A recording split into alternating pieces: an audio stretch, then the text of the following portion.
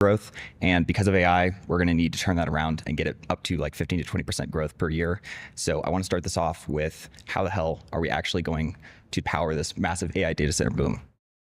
Got to change the way we've been playing the game with electricity. In the last 20 years, we've tripled American oil production, more than doubled American natural gas production. And as you just pointed out, barely grown electricity production. Any fundamental reason for that? No fundamental at all. It's mostly a regulatory problem. There's many levels of complexity at FERC, at independent system operators, at state level, at federal level. We've politicized the electricity grid, somehow thinking we're going to stop the planet from melting down by making electricity less reliable and more expensive. So we've done everything wrong. So with President Trump's election, and taken office 18 months ago, we are furiously at work to reverse all of these things, go from energy subtraction to energy addition. First thing on that, we stopped the closure this year of 17 gigawatts of coal power plants. Those were slated to close. During the Biden administration, they closed over 50 gigawatts of coal plants, and they had planned when they left to close another 100 gigawatts more in the next 5 years. Last year was the first of those 5 years. And they had plans to build 22 of firm generation. So a net reduction of 88 gigawatts in our electricity grid. That was the Biden plan that was left behind. Would we lead in AI? Could we reshore manufacturing? Could we lower electricity bills? Could we do anything dynamic in the United States with those policies? Absolutely not. But can we, with some time and with some blood, sweat, and tears, and with the political courage of President Trump, can we reverse all those things and get absolutely into growth mode, energy addition mode, innovation mode, lead in AI, reshore manufacture, America win mode? We can, and we are.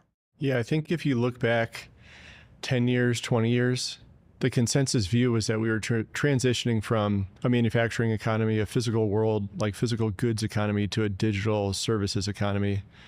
And you look at the data across countries, and it's highly correlated. Per capita GDP is just tightly linked to per capita energy consumption, per capita energy grid production. Now, the caveat that's usually put on that is, hey, that's true up until you become a really high income country. And then it flattens out or reverses because of efficiency, because of the transition of what industries you want to do. And maybe that was true for some period of time, but now with AI, with EVs, like we see that we need much more electricity than we've been generating. And so, you could debate, was that plan a reasonable plan at the time? I think clearly it would reduce how dynamic we could be economically. But if that was the program, well, that was the program we were on. But I think now we know it's very different. And we look back to 2010 when the US and China were neck and neck on the grid, and now they're triple this year. And so clearly that's something we need to change. Yeah, there's this interesting dynamic where, there's this executive order about basically turning on, a bunch of startups are going to turn on reactors by July 4th or aiming to, but I haven't heard a lot of discussion about what happens next. Like, what are the biggest bottlenecks over the next 5 years after this thing happens? Like, what does the scale up look like? So let's talk about that. Yeah, so this Saturday will be the 1-year anniversary of those 4 presidential executive orders that basically said we're going to get the nuclear chain moving again. We're going to fix our regulatory regime. We're going to fix our supply chain. We're going to fix the Department of Energy and enable innovation, enable entrepreneurs like Scott and General Matter to get going, to re-stand up the supply chain, make nuclear reality in the U.S. again. But can we do it? Absolutely. And we have a lot of things going on. So you mentioned the test reactor program. Yeah, we have 11 test reactors that are in sort of a fast track program to stand up and go critical. We'll have reactors critical before July 4. These reactors, this will be the first time in 40 years a non-light water reactor is turned on in the United States. You weren't born the last time this happened, but that will happen in the next few weeks. And there are Nuclear Regulatory Commission individuals seconded to the Department of Energy team. So they're working next door to us as we're permitting and getting these reactors moving in a test mode. But all of those companies are getting their systems watched, observed by the NRC. They're starting their regulatory process to get approval for electric generation. So first we're going to run them in test reactor mode. I'm not going to sell electricity out of them, but that's a great first step. That's construction, that's testing the nuclear systems, that's seeing the Department of Energy and the Nuclear Regulatory Commission seeing all of that. That's opening the pathway for them to rapidly commercialize. Yeah, I think a lot of the tests are going to be criticality tests. Some will be full power. And so the point is these reactors will be able to prove how they operate and that the operations match the models. And I think that data, a lot of them are planning to use in their licenses, go into NRC licenses. You receive that in the next calendar year or two. And then I think from there it's scale up. And a lot of them have contracted those deployments and who they'll be scaling up with, where they'll be scaling up. I think to your question, we see that end of this decade. We see the first real commercial deployments, 28, 29, and we see it ramp from there. So I think when it's really, really moving the needle in a big way is the start of the next decade. I know that for you, it's going to be basically 2030 when the first manufacturing plant comes online for HALEU.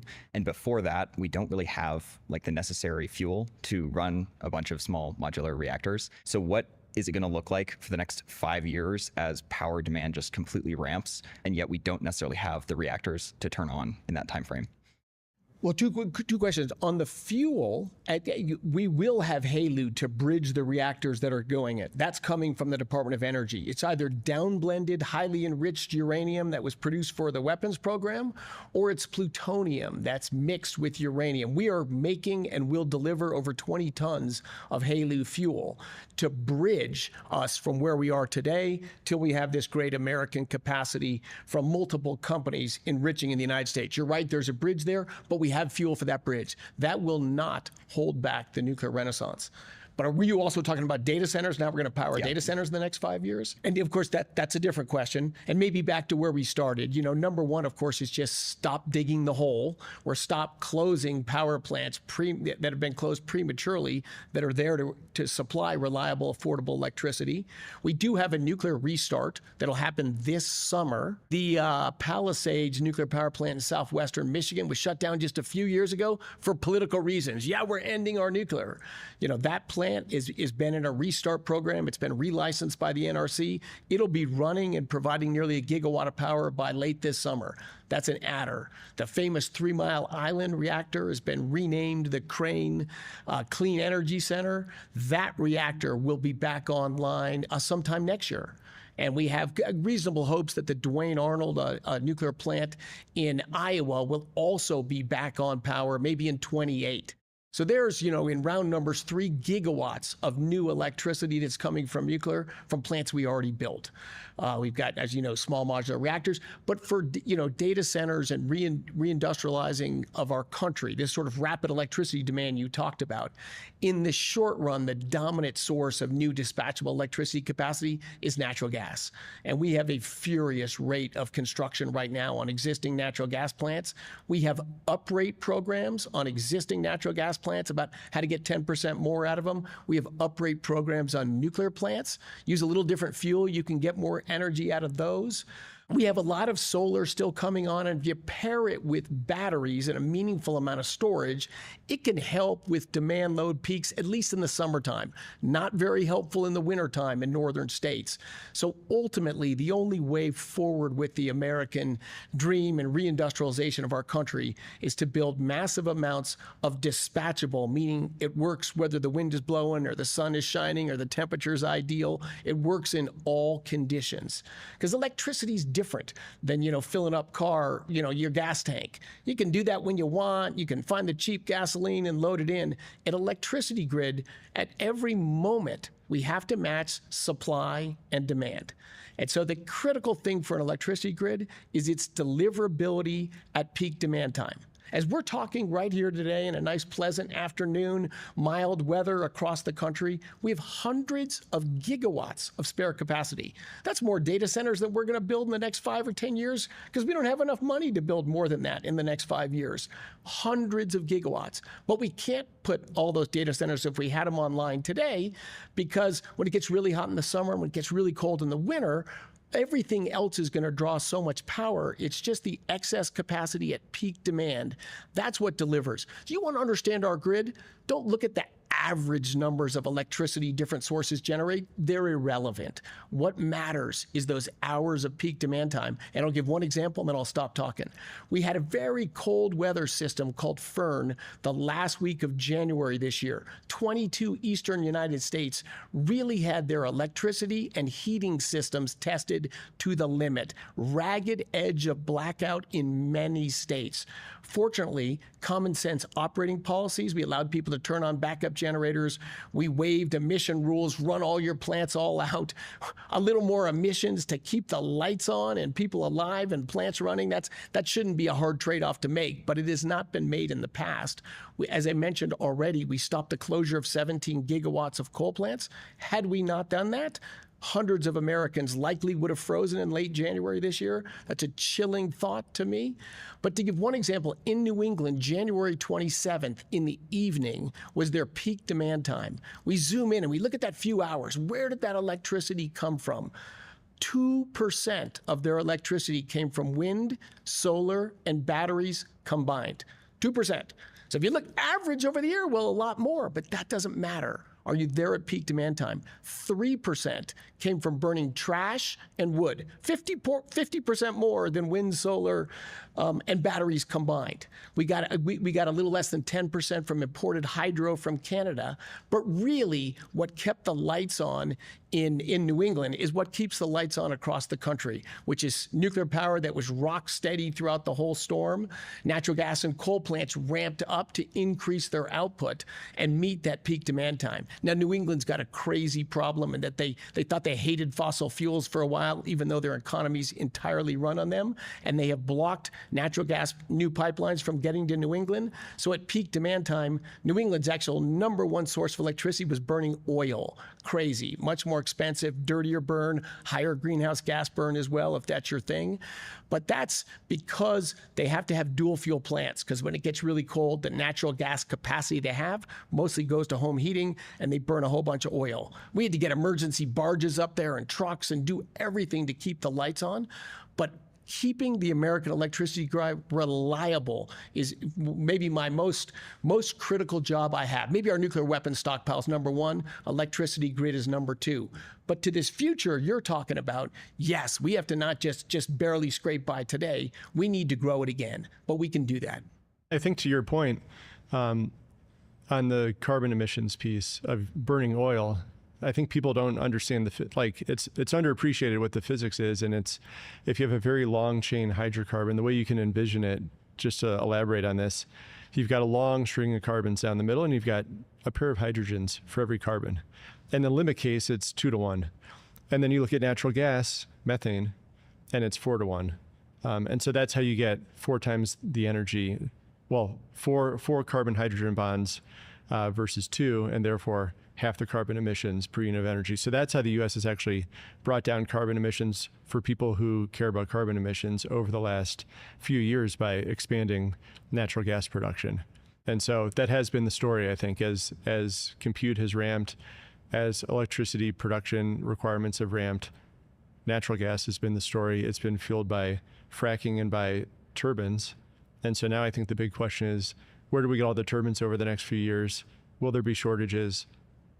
What happens if there are? Do we cannibalize some turbines that are currently at power plants? Do we swap in solar batteries? Are there things we can do that create portfolios of energy? And then what's the transition to 5 years out? And as we do these uprates on nuclear, as we keep the plants on, as we do restarts, as we uprate other things, okay, can we do that all in time, fast enough? And can we bring the nuclear on fast enough, new nuclear, to power the growth? You look at the grid today, and I think it's about 4,000 terawatt hours per year of consumption in the U.S. The growth projected by end of decade for data centers alone is about 1,000 terawatt hours. So we've got to grow 25% plus by end of decade. That's going to be really hard. The only way you do it is what we have available today, and you just go into as aggressive production as you possibly can. In most cases, behind the meter is what I think. But a lot to unpack there. But I think it's going to be a complicated story the next few years, and it's going to take everything. And to put additional numbers to some of Secretary Wright's bounding on, like, okay, that we had hundreds of gigawatts free, and data centers are expensive. The rough rule of thumb is for a 1 gigawatt data center, just for a very, very traditional data center, it would be about $10 billion. So about $10 per watt. For the new advanced ones, it's $40, $50, $60 sometimes. And so you're talking about, to even harness 100 gigs, you're talking about trillions of dollars. And so at some point you do run into capital constraints of how much we can actually deploy. But rewind a couple of years, you look at a company like Anthropic and their growth and how much money they can make on a gigawatt, it's maybe 25 billion, I think, something in that ballpark, just for round numbers. And we're talking, okay, we want to go from tens of billions of revenue. Now we want to go to hundreds of billions at these growth rates, which are demand driven. And you're now talking, about, okay, we need to go find tens of gigawatts. Where are we going to find them? And I think the story over the last 5 to 10 years has been people finding those isolated pockets of supply of energy.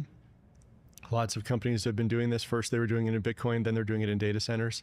And that's mostly been gobbled up. And so question is, where do we get it? It's going to be all new production. And I think that's the challenge for the industry over the next 5 years. For just turning on enough power over the next 5 years, what does that actually require? Like, is that just going to be us turning on a whole bunch of nat gas plants? What does the next 5 years actually look like? So gas will certainly be the dominant source. I mean, it's just by far the cheapest, fastest way to produce new firm, meaning 24/7 generation. As Scott said, we've lowered greenhouse gas emissions in this country, not because of subsidies or government policies. The dominant amount of it has just been natural gas has outcompeted coal in the power stack. It's just gas plants are cheaper to build and they're cheaper to operate, and they're more flexible. They can turn up and down faster. Now, don't get me wrong, I love coal. It has been the largest source of global electricity since the data started in 1900, and it will be the largest source of electricity globally when I die, and that's a long ways away. Natural gas is number 2, and in rich countries, it's usually the reverse. Natural gas is number 1, and then coal or nuclear will be number 2, and the other will be number 3, and those 3 things are what run modern power grids. But on the natural gas side in the United States, gas turbines, as Scott mentioned, they've gotten tight supply. So people say, oh, if you sign up now, you can't get one for 5 or 6 years. Well, that's true if you get in line now. But the deliveries in the next 5 of 6 years of turbines that are already ordered and already under construction is probably close to, if not over, 100 gigawatts. So there's a massive amount in construction. And of course, it's not just turbines. There's gas reciprocating engines that are used to produce, think diesel generators that now can run on natural gas. We are going to see gigawatts and then tens of gigawatts of reciprocating engines that burn natural gas to generate electricity. I used to have those in my former company. We're also seeing fuel cells, which is another way to take natural gas and turn it into electricity. Fuel cells, something that's been talked about for years, that's finally scaling up and hitting scale. I think we will certainly in the next 5 years, we will see multiple gigawatts of new electric generation from fuel cells, which also take natural gas as their input fuel. The one thing I should say, just so people cannot worry about this one, is this supply of natural gas, the fuel itself, is no problem whatsoever. Today, in the United States' biggest oil field, the Permian Basin in West Texas and Southeast New Mexico, oil production is curtailed a little bit because we don't have enough capacity to take all the associated gas. When you produce oil, you always produce natural gas too. Just the shortage of pipeline capacity to move natural gas out of the Permian Basin. So it's like 2%, 2.5% of US natural gas production. That shortage is enough to produce about 15 to 20 gigawatts of electricity. Just the gas we can't find a home for. So gas is cheap. It's wildly abundant. It will if you want to go to a different location, you may need to build a pipeline or some transmission thing. But the United States has an amazing abundance of natural gas. People often think that the cost of electric generation, it's about the fuel. We want fusion because it's water and it's really cheap fuel. Well, there's not a lot of tritium in water. But and Scott knows in the nuclear space, you've got to have that affordable, reliable fuel. But mostly, the price of electricity is dictated by the price of the machine. It's not the price of gas that determines gas-generated electricity. It's the price of the machine that turns that gas into electricity, or the machine that turns that coal into electricity, or turns that uranium into electricity, or turns that deuterium and tritium into electricity, or turns that wind and sun into electricity. It's the cost of the machines that matter. The problem, again, with the intermittence is they don't produce a product anyone will buy. They produce electricity. Some of the time, we're not sure when. So to make them real machines, it's just enormously expensive to build giant amounts of storage to last the few days where you can have cold spells or hot, darkness or, high pressure masses where the wind doesn't blow. Yep. Yeah, and it depends on how many nines you're going for. So what sort of uptime do you need? If you're trying to do a high-end, reliable data center, you're looking for more than 99% uptime, 99.999 often. And so, you can't afford to have the power source go down. So that's why we think a lot about baseload.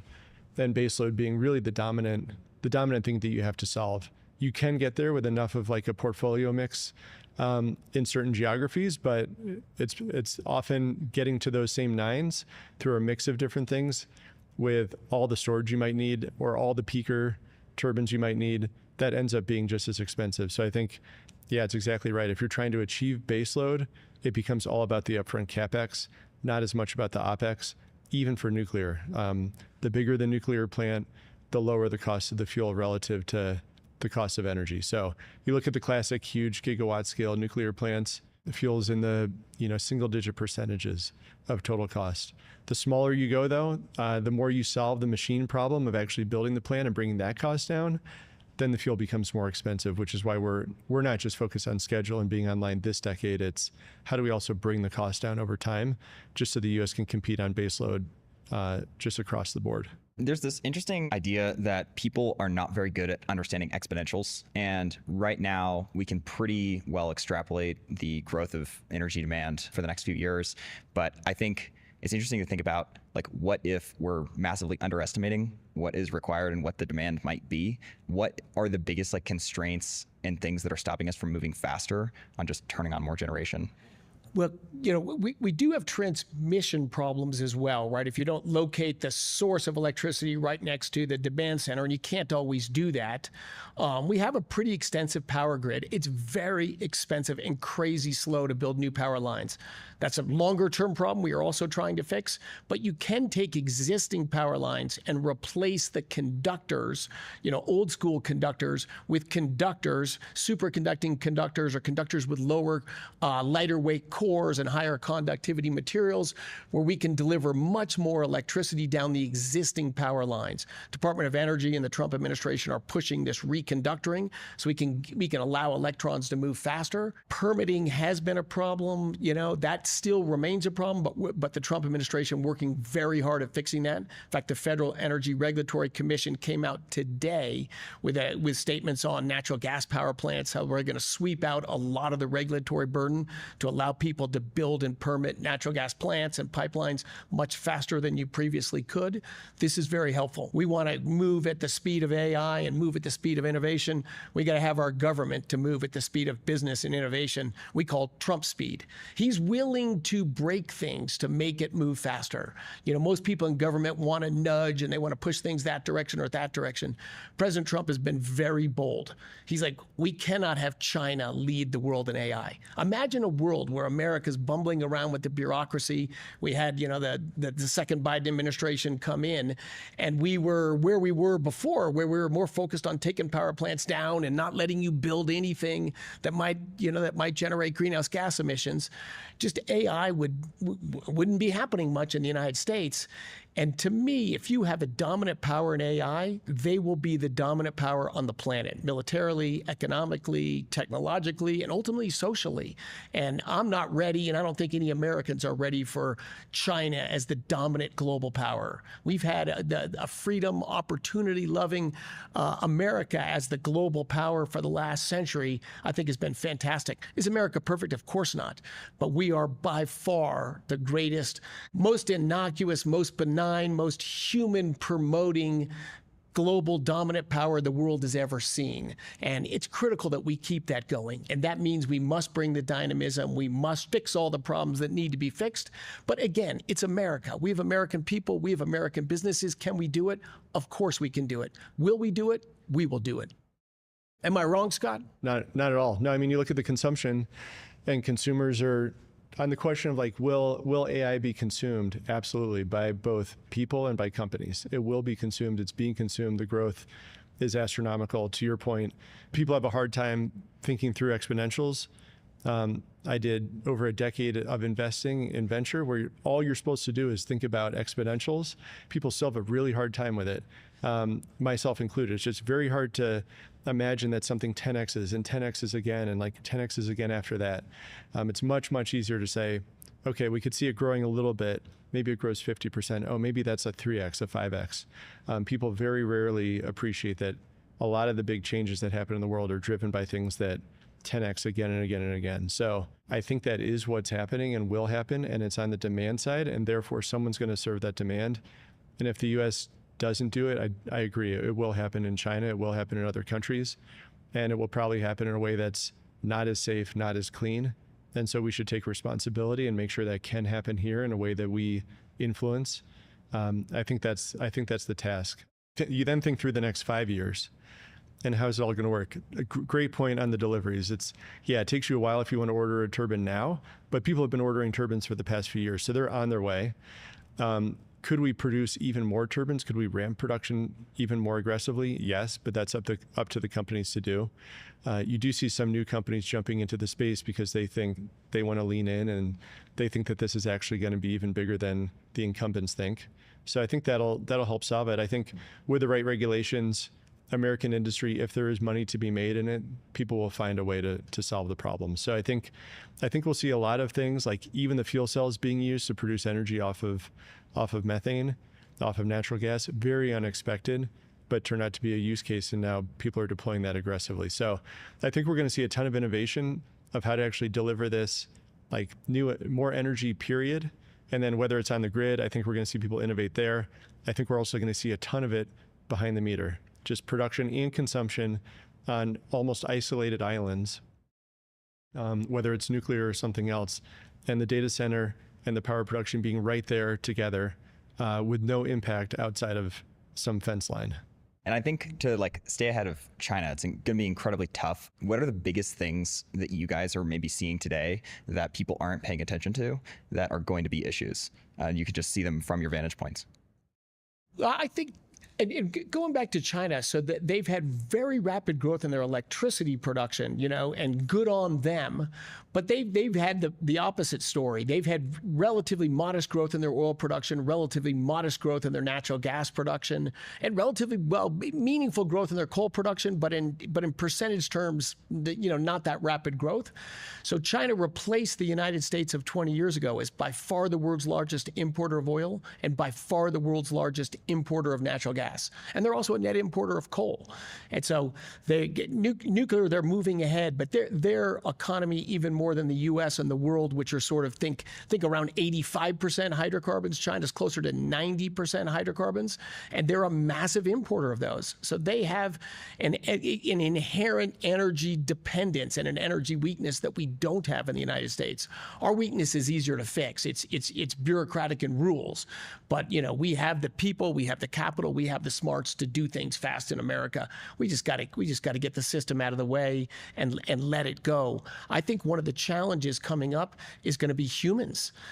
As we pushed large industry out of the United States, energy intensive industry. Scott was talking about that earlier, saying we moved to less energy intensive industry. This all starts when we admitted China to the World Trade Organization, and unilaterally granted them most favored nation status. Our manufacturing in dollar terms continued to grow after that in dollar terms, but as a percent of our economy, it shrunk dramatically. The rest of our economy grew much faster. It didn't mean the world needed less manufacturing products. It just meant energy-intensive, large-scale manufacturing all went to Asia. We displaced so much of it out of our country. If you look at the European nations, they did it even more dramatically. They don't have flat electricity production from 20 years ago. They produce 20% or more less electricity than they did 20 years ago, and almost all of their heavy industry left. All in the name of being green or fighting climate change. You just move emissions from one place to the other. There's nothing green about that. It's just impoverishing. Western Europe, in dollar terms, has had zero per capita economic growth since 2010, since they went crazy on energy policy. They shrunk their energy production and completely stopped their economic growth. I believe they will pivot. That they're not going to be players in AI. They're not going to be players in advanced manufacturing without a pivot. Now, maybe this is a loud enough wake-up call. Some of them are saying all the right things now, and hopefully they're pivoting. We may not have been stars in the industrial world and electricity world the last 20 years, but we weren't the worst actors. But I think we are pivoting to be among the best actors. We're going to have speed here in the Department of Energy. We're thrilled to get the benefit of this AI revolution to advance science, to help push scientific advancement to a much faster pace. There are still cancers and many other diseases that you get that news, it's a death sentence. You may have a year, you may have a few years. We can fix those problems. We can solve those problems by leveraging human mind and human creativity and supercharging it with AI. And I could not be more optimistic about the speed at which we're going to see improvement in science, improvement in engineering, improvement in human quality of life. It's been a tremendous story over the last 2 centuries. I think the next decade is going to be outstanding. I know there's anxiety associated with it, which is a real thing, but the improvements, I think, are going to be simply tremendous. Yeah, it's a great point. The electric grid only being a part of the story. You look at the growth. Yes, the grid's been pretty flat, but U.S. is a net exporter of fossil fuels and of energy. Completely different story. Now, the economy has been running on the grid for the most part. And so that is highly correlated with our economic growth. So we do need to grow it if we're looking at any ways that we've been running the economy to date. I do think as we really expand energy production, a lot of it will be consumed behind the meter. It won't have to go through those transmission lines. I think there's actually a huge opportunity to do something with that, though. You asked, like, what are the stoppers going to be? What are the brakes going to be? And I think there are huge benefits that everyone will experience from AI.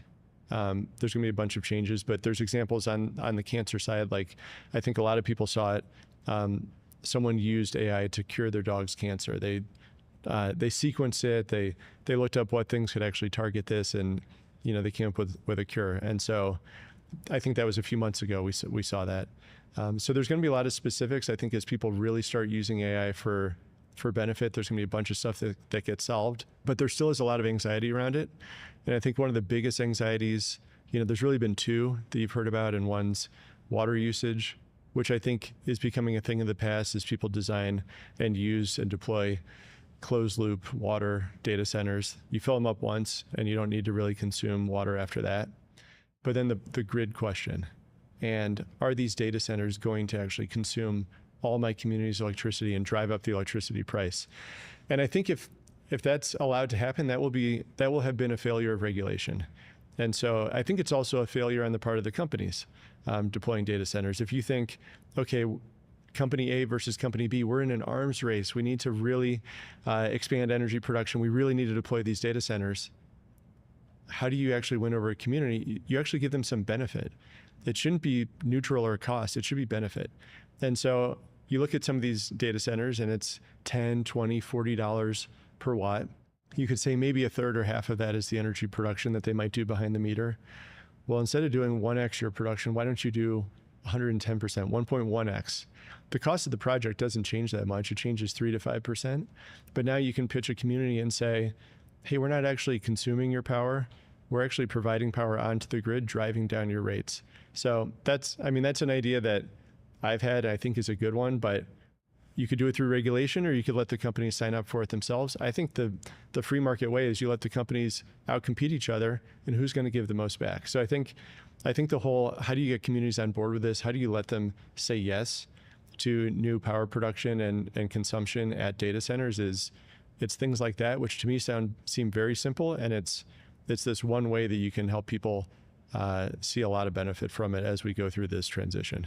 Is there any other things on kind of the matter of incentives? And if you design the incentives to be massively beneficial to communities, then they're probably going to be very excited about it. Right now on social media, AI is fucking hated. People just hate it for some reason. How do we kind of flip that? Yeah, and Ty, unfortunately, it's not just on social media. It's reflected in the polls. I mean, the opposition to AI and data centers is pretty tremendous. And I think President Trump, right at the start of his administration, I think he knew AI was going to be a big deal. He knew we could not let it go to China, which was the trajectory we were on. We've got to lean in the United States. And he immediately, and our whole administration, engaged with the hyperscalers. Scott talked about it in a market way, not in a mandatory way, not in a law way, about what they can do to bring immediate benefits, first on energy costs, but on economic development to communities. And hence Trump's ratepayer protection pledge. All of the large hyperscalers have signed on to this. Many others have said, hey, we'll follow those same rules. And it's back to the point Scott made, which is that the cost all in for a data center, like energy is a big consumption thing, but it's not a giant cost driver. And all of the developers have said, yes, we'll pay above market price for power. We'll bring money to the table before we even get any power to help build upgrades to transmission lines. If we're going to consume a gigawatt of power, we'll build or fund 1.2 gigawatts of power generation. So we put additional capacity onto the local grid that allow other businesses to grow and will keep prices down.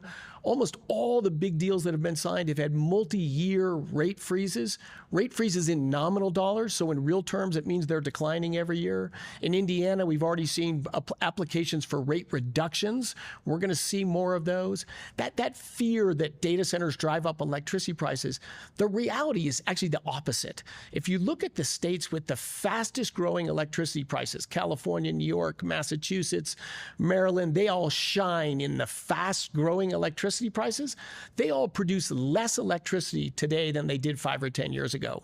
The states with fast demand growth, Texas, for example, or Nebraska or North Dakota, are the states that have had declining in real terms, and some of them even declining in nominal terms, price of electricity. Here we are sitting here in Utah, very low electricity rates in Utah. And as the grid is expanded for industrialization here, we'll likely see electricity prices go down even more. So new demand loads are actually your friend to fix rising electricity prices. Electricity prices were driven up because the Obama and Biden administrations wanted to shut down as much existing power plants as they could, and they wanted to subsidize the construction of intermittent sources, politically favored sources, that ended out distorting electricity markets. This production tax credit, if you pay people 3 or 4 cents to produce a kilowatt hour, whether it's needed or not, guess what? They'll produce a lot. And they drive these wholesale prices at low demand times negative. That killed the economics of nuclear. It killed the economics of firm power. Just government subsidies distorting a marketplace. But the Trump administration came in with just a common sense, pro-business, pro-America, pro-innovation attitude. So a lot of damage, a lot of things to be reversed. And the biggest one, which I'm dancing around, is this public opinion. You're absolutely right. For it to win in the long run, we have to win in that space. That is a very active dialogue with hyperscalers. We have to lean in.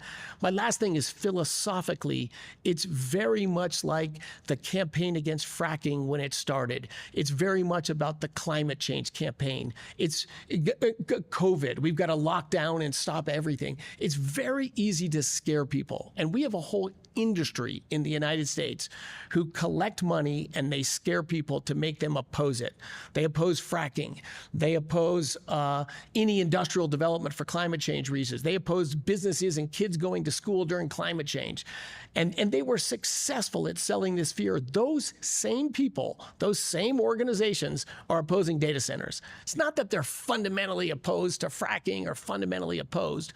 We have a very large large fear-mongering industry that fits a human psychology. We have to be careful. And so fear is a strong reflex in humans, and it's very powerful politically. And our side, the data we think is compellingly on the side that the advantages are going to be much bigger than the disadvantages. But that's a more in-depth, that's a harder argument to sell. We're going to have to sell it. We're going to have to lean in. We're going to have to be honest and credible. Are negative things going to come from AI and data centers? Absolutely. There will be negatives. People are going to abuse this power. It is going to displace people out of some jobs, but it's going to create other jobs. I think net, it'll create way more jobs, way more economic opportunities, but it will be disruptive. But we need to lean in honestly, candidly, and sincerely in contrast to fearmongers. Right now, the fearmongers are winning hands down. Yeah, as we go back to some of the numbers we were talking about earlier, I'm just thinking about the scale of the investment, trillions of dollars into these data centers at these 100 gigawatt plus, at these scales. If those companies want to invest in the grid, if they want to push energy back, whether it's 1.1, 1.2, maybe 1.21 gigawatts back onto the grid for every gigawatt that they consume, how do they do that? Is that a utility thing? Like, is that a FERC issue? How do we set them up to be able to drive it back on? I'm wondering if there's any incentives that could be set up to make that easier, because that's how you get the rapid benefit to the local community. And then the jobs benefit versus jobs lost, that's a much harder one to predict. But I think if you know that you're driving electricity prices down, that's good for people. Scott, here's a simple high-value idea. As I was saying, electricity at different times of the day has very different values. What really matters, why does California have crazy high electricity prices? Because at crunch times, they're short of electricity and they have to ration demand and prices skyrocket. Yep, so it goes back to baseload, basically. Yeah, well, or dispatchable even more so. Like if you operated a day, which is why I also believe, I don't think there'll be a lot of data centers or large generation that's isolated from the grid. There may be some, but I think the economics and logic are much stronger to have a connection. Even if most of your capacity goes to run your own facilities, if you're on the grid and at times of these peak demand, these are hours a year, you're running a training model, you turn it down a little bit and you push a few hundred megawatts to relieve grid stress, that's very valuable in driving down rates. Having some capacity needed. We did a short-term version of that in Florida, where we had all the grocery stores in Florida turn on their backup generators. This generated an enormous amount, gigawatts of additional power, so we could keep the classrooms open in Florida on a Monday morning where there wasn't enough electricity to heat the homes and the schools. So I think it's just using electricity when it's the highest value and diverting it into communities to keep down rates, building some infrastructure for those communities, and communicating the amount of tax dollars and training, high-paying jobs, not just during construction. Now, maybe you don't have massive staffs operating data centers, but when they're there, it builds sister industries around them that are going to bring a lot of jobs and opportunity. I was in Cedar Rapids, Iowa. It is amazing, the economic stimulus that's coming from a data center that's about 2/3 done. It is amazing. Yeah, I was talking with someone earlier, and they were referencing some of the stats and job creation at one of the big projects coming, and it was tens of thousands of construction jobs, thousands of permanent jobs. So it's very real. And yeah, great point on interconnect. Even if you can produce behind the meter, if you're doing like a nuclear power plant next to your data center, maybe you don't need to be connected. If you're doing turbines, if you want those 5 nines of reliability without a huge infrastructure build out, then being connected to the grid lets you call on that when necessary, and then in other times do curtailment, and not just help, but make a lot of money by doing curtailment with the utility. I think right now, we've done a pretty good job of flipping the first domino to kind of make it so 2030 things are much better than they're at right now. But past that, how do we basically structure things so that with the long term in mind, we can keep on scaling through 2040 and 2050 to get to hundreds of gigawatts of new generation? I think all of these things get cheaper at scale. You know, Scott's innovating. He's going to find a new way to enrich uranium. It's going to be different than it's done before. And as he scales up his business, his cost to deliver his product is actually going to go down. And the whole idea of small modular reactors is everything in our lifetimes that is built in a factory has become cheaper and faster to build. When you stick build something on location, those things have become more expensive and slower. That's a long story behind that. But the more you can build in quantity in manufacturing facilities, we're very good at driving the cost of those down.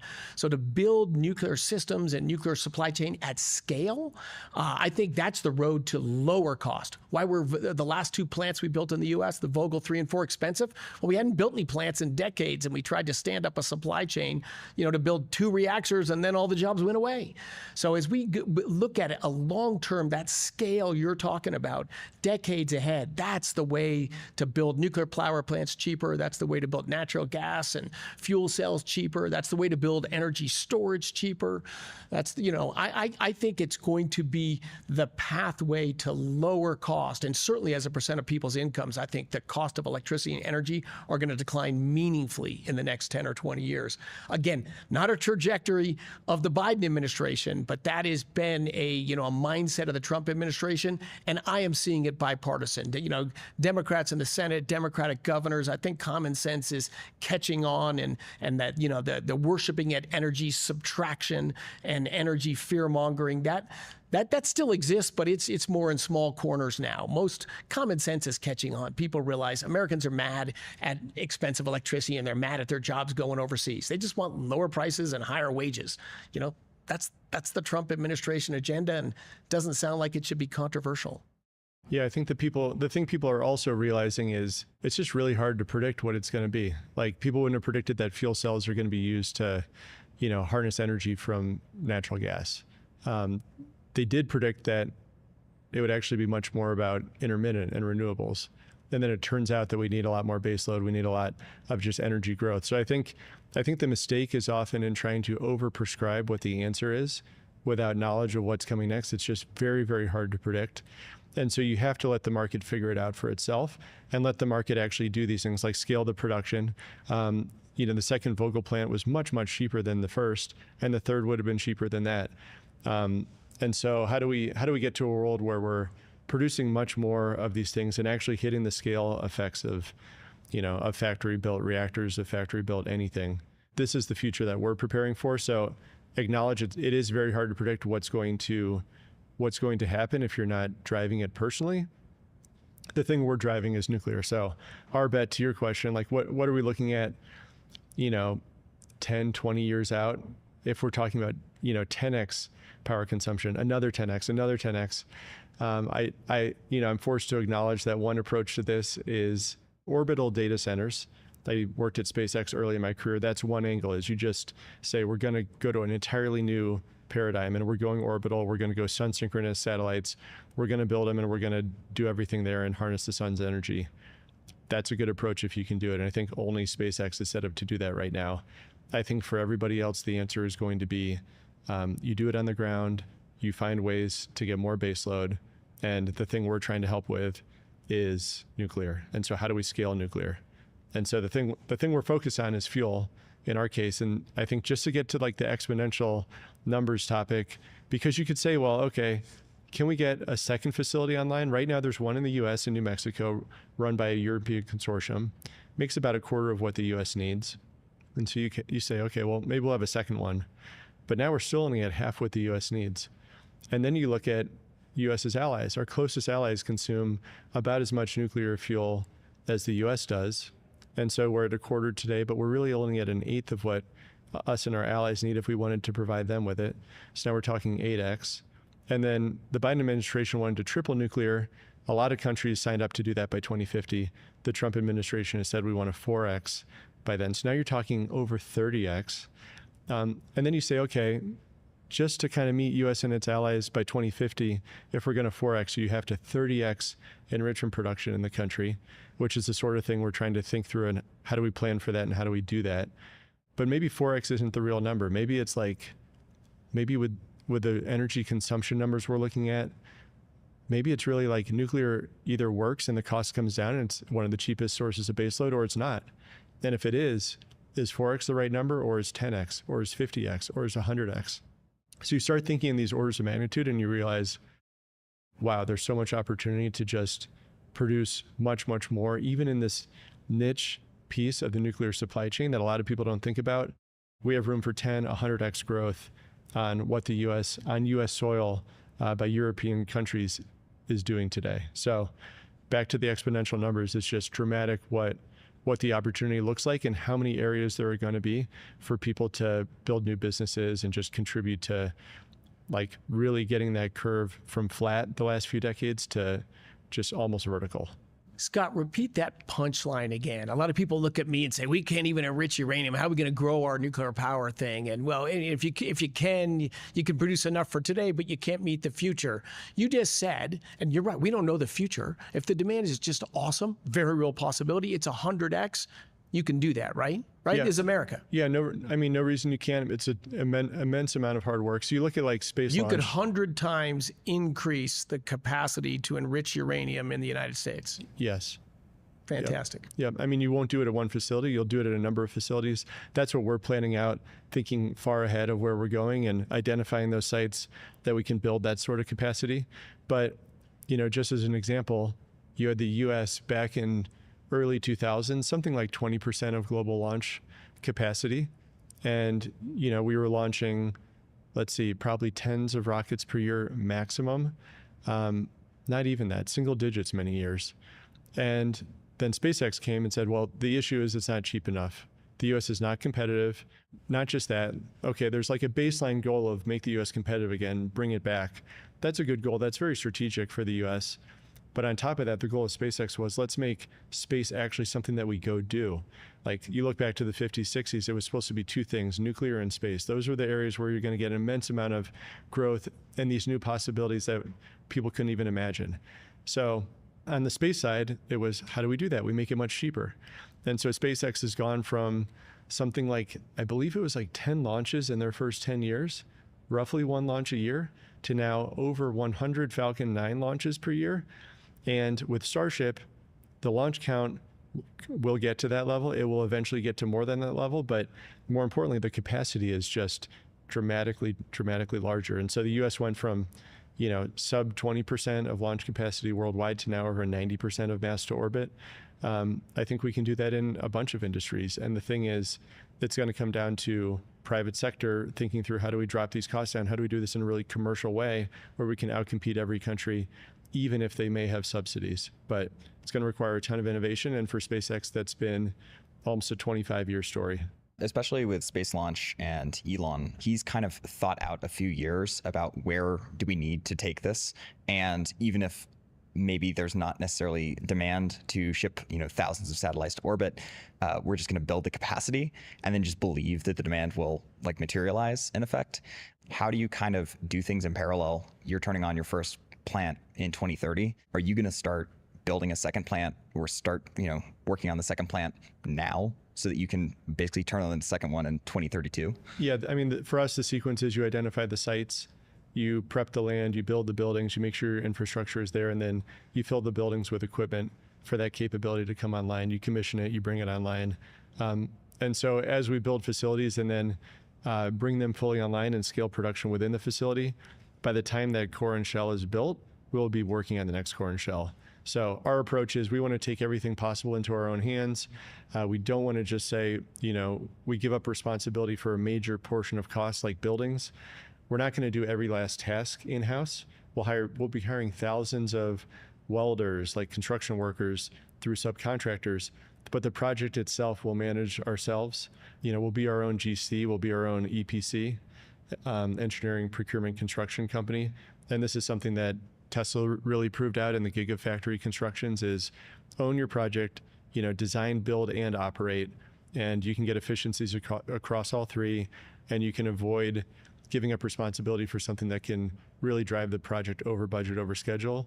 And that's the whole extreme ownership, just take responsibility approach that we're trying to do. So we have an EPC in-house, and that EPC will first do Kentucky. It's working on it now. Kentucky comes on before end of decade. And then as that core and shell is built and Kentucky's ready for the next phase of construction, start building that second site. The executive orders last year really basically like poured a bunch of gasoline on companies, like Valor is one of them, where Isaiah is just burning, the 3 a.m. oil, and his team is burning the 3 a.m. oil to make this happen. How do we kind of incentivize more founders to take on the charge of building ahead of demand?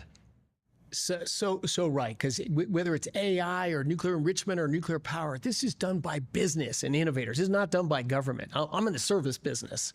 But yeah, what the Trump administration is trying to do is just make America fertile ground for entrepreneurs and risk takers. They're afraid of getting permit. Is the NRC going to approve my thing? Am I going to be able to build it anywhere? Am I going to be able to get land? So is the fuel going to be fabricated in the United States? So we're just trying to address all of those. At the Department of Energy, we have 17 labs and millions of acres. We've told data center developers and nuclear developers, we got land. We'll permit you. If you're struggling somewhere else, come to us. We want you to build your thing. We'll permit you. As I mentioned, we've restructured and new people at the NRC. That it's about safety. It used to be bureaucracy, safety, and bureaucracy. Now it's safety, safety, and safety. But the way to do safety is to focus on the things that matter and not the paperwork and minutia. Of course, using AI itself is going to allow optimization of getting regulations and studies done quicker. The complexity of the electricity grid takes forever to get an interconnection study done. Well, with AI, we can do something that was years before, in a few days. So we need to move faster at what the government services we provide and greater surety that, here's the principles in which we're operating under. And if you're going to achieve those principles, we're going to permit you, and we're going to permit you quickly. We need a lot more Isaiahs out there. We need entrepreneurs in this country again, and we're feeling that right now. Countries from abroad have all said, we want to invest in the United States again. Business is here. We talked about the supply chain in gas turbines. The local gas turbine manufacturers, the biggest one in the world, they are well more than doubling their capacity, as are the other biggest turbine manufacturing capacities. The fuel cell makers, the reciprocating engine makers. We really want to see an industrial renaissance in the U.S., but you're only going to get an industrial renaissance if you're going to have fair treatment of capital and a secure and reasonable regulatory environment. I could go on, but NEPA, the National Environmental Policy Act, 1970s, reasonable idea. Hey, if you're going to build something on federal lands or with federal money or large scale, just check what environmental impacts it might have and submit a little form on that. We still do that, but it had been weaponized into stopping people from building things that someone didn't like. They could just take you to court and sue you for NEPA. Across the whole government, we reformed the implementation of NEPA to be back to the intention of 1970. Midstream, as we were doing this, the Supreme Court gave us a unanimous decision, reaching the same conclusion. We've got other work to do with permitting reform in the Congress right now, but the Trump administration, and really prodded aggressively by President Trump, is look across the government at the barriers we put in place of people that want to take risks, that want to do new innovation in America. If we want people to put capital to work, we got to be a friendly, low risk, encouraging place to place capital risks. I'm excited with the direction we're going, but we want to make a lot more progress every day we got. Yeah, I think all that helps a ton. Like just having huge uncertainty in your business that's outside your control. No one really likes that. Like, why should I start something if I just don't know if I'm just going to get stopped? That's like extremely discouraging. I think when there's certainty, people are willing to do amazing things. At least certainty of what the playing field is. And so I think that's probably the most important thing. Even so, these are like 20-year projects. So when people, ask me like, oh, should I start a company? I usually say no. Like, unless you have something really good that you really care about, that's really important, all things equal, don't. Like, work at a company that's really important. Work at one that you think you can learn a lot from or have a lot of positive impact at. But in terms of, how do we get people to, I think you started the question with the example of like SpaceX and Tesla and like really, really leaning in. I would still go, it is true. Like, Elon is one of the best at seeing where things are going and understanding these exponential curves and investing in those curves. He started talking about Kardashev 2 level civilization way before people were even thinking about level 1. And I think it came out of left field, and now you kind of realize, okay, there's maybe some truth to that of, we do need to actually scale this orders of magnitude, not just like 2x, 3x. But even so, you look back to SpaceX in the early days, we weren't building like 10 Falcon 1s at once. It was one at a time, get it working. Then as you start to get that momentum, as you know you can really scale things, then you get to the scaling stage.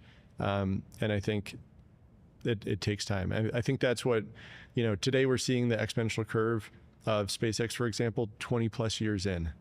First couple of years, it was a much more it's the early days of the exponential. Yeah, progressive curve that looked more linear at the time. So only in hindsight did these things look exponential. Any part you're on looks linear. And so you just have to get started and start investing, start growing the business, start figuring out what problems you're solving. And then you start doubling down, and it's that doubling that really starts catching on. Let's end on, how would you tell founders or ask founders to operate differently than they have over the past, many, many years with this like changing environment? Like, what risks should they take? How should they decide to build their businesses with the understanding that they need to grow and they kind of need to believe in the build first, demand will show up later sort of vibe? Yeah, I've been a lifelong entrepreneur myself, but most of the entrepreneurship in America during my time has been about software and designs. And if you're going to build big stuff, you built it overseas and imported it back. And we want to, and obviously Elon's a great exception to that, as is Scott. We want people to don't assume that's the model. If you have big ideas and you want to build large things in America and take big risks, but you're worried about it, please come to the government, call me up, and let's talk about it. We want to make as welcoming an environment as possible for risk takers. And things that have been hard to do in America for the last 2 or 3 decades, we're doing everything we can to make it so that you can do them in America again. We love trade and entrepreneur, and across borders and all that. But one of the things that drives me is that I look at the three of us sitting here. The last 30 years have been pretty awesome for us. But if you grew up in a rural area, or your family, is recent immigrants, or they're low income, and you didn't get a great education, you live in a different neighborhood, the blue collar jobs in this country for the last 30 years has not been a good run. And when we build big things in America again, you really change the economic prospects for a full half of the Americans that have not had great economic prospects. So not only is it going to be good for your business to do things in America, but you're going to lift Americans up and bring that. And then that snowballs, right? We want to have the most talented, the most experienced workers that build these things. That thing snowballs. But unfortunately, bringing China into the World Trade Organization and this kind of smothering environmental regulation and sort of naive beliefs that the world was dematerializing. No, we were just moving the material part away from us. We got to get, beyond that. President Trump's vision is reindustrialize America, have every American believe they have a tremendous job and opportunity in front of them, and take chance in America, bet on America, believe in America. And I got proof sitting across the microphone from me right here, and Scott Nolan and so many others. But if you have concerns or problems, reach out to us. Let's talk to us. Let's figure out how we can fix them. To the question of, what should be the encouragement of people that want to do entrepreneurial things? The formula I always follow is, or have followed when evaluating companies, when thinking of where to work, of what to do, it was 3 things. It was, what's a really important problem that's not going to get solved unless someone does it, someone new does it, and do your skills somehow overlap with that need? If all 3 boxes are checked, you almost have to do it. It's almost like a moral imperative that you have to go try and help solve this important problem that otherwise will not get solved, that only you can solve. So I think that's the formula. And ideally, we get a few people working on these really, really important problems. And the last few decades have been all about digital, all about the, software world more than anything else. And I think the next few are actually going to be about the physical world. So I think it's a really exciting place for people to be looking and just evaluating what can we do to accelerate that, to make all the progress that we were supposed to be making the last 50 years, then bring that back. I think the fundamental piece behind all of it's going to be energy, and like scalable, lower cost energy in the US will fuel manufacturing, will fuel construction, it will empower all these things and get the US back in a stance of realizing the physical world is just as important as the digital world. And it's the one where there's such low hanging fruit that we can go do new things that people always dreamed about in the 50s.